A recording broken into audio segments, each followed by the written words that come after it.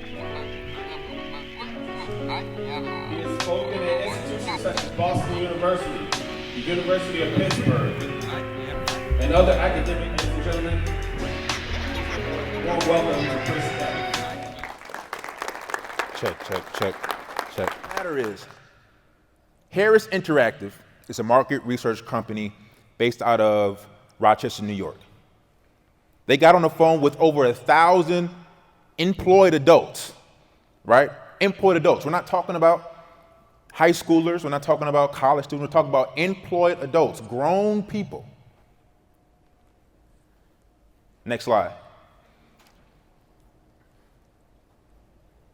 92% of that 1,000 were nervous, were apprehensive, were scared. They didn't have the confidence. 92% of that 1,000 people were nervous to interview. This is a real study. Google it. Real study. I'm a part of that 92%. Being nervous is real. Being nervous is okay. I played in front of 50,000, 60,000 fans. Never was nervous. But as soon as I walked into an interview room, nervous.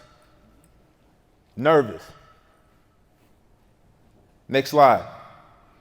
But ultimately, in order to get past that nervousness, get past those nerves, you got to boil it down to its simplest form. And when you're interviewing, all you're doing is this. You're organically projecting, we're going to go through this, we're organically projecting your skill set and expertise. Skill set and expertise are two different things, and we'll cover that in a moment, in order to transfer your confidence to somebody else. Ultimately, that's the interview. Every professional conversation is an interview. The interview piece, the most important thing is to organically project your skill set and expertise to transfer your confidence to somebody else, right? Let's go through this definition. To organically. What does organic mean? Natural. What's that? You about to say natural? Right? Going to Whole Foods, going to Trader Joe's, going to Walmart.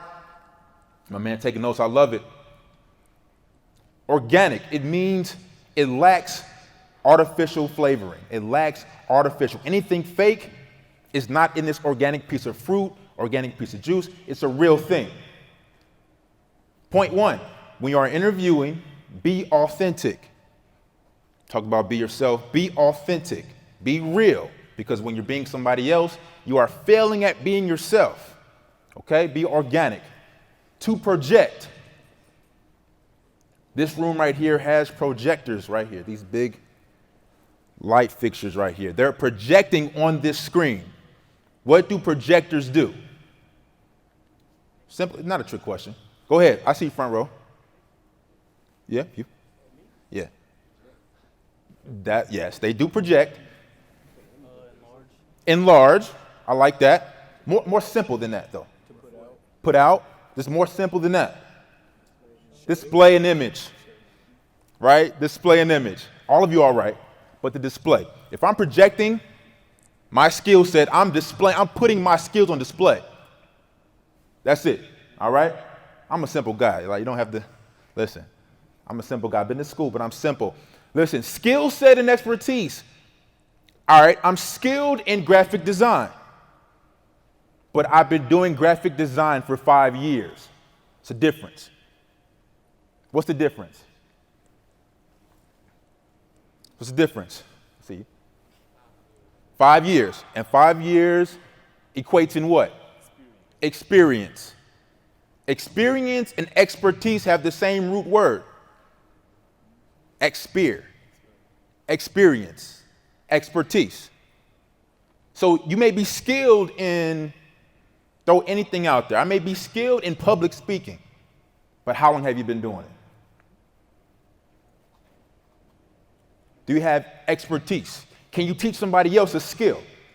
So the good sign that you have, that your skill set has transferred to expertise, if you can teach somebody else your skill. And that's a hard thing. It's a hard thing to do. In order to transfer confidence to somebody else. We're going to end with that. So by the time I walk into the door for an interview until I leave the room, I want that person to believe that I can do the job. I want that person to believe I have the skill set, expertise. I believe in myself. I want them to believe in me as much as I believe in myself. Okay, but the first step is believing in yourself. Next slide. So we talked about venture capital, but now I'm going to introduce some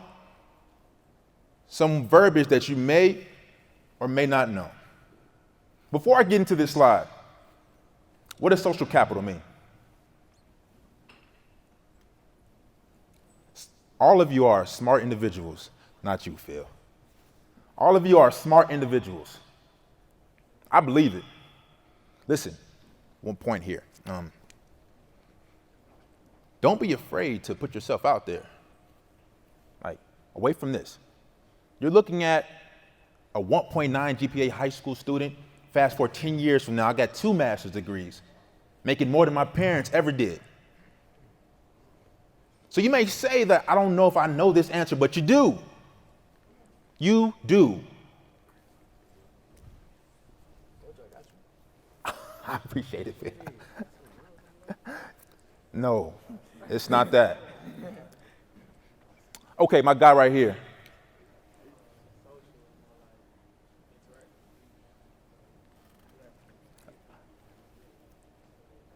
I like it. What's your name?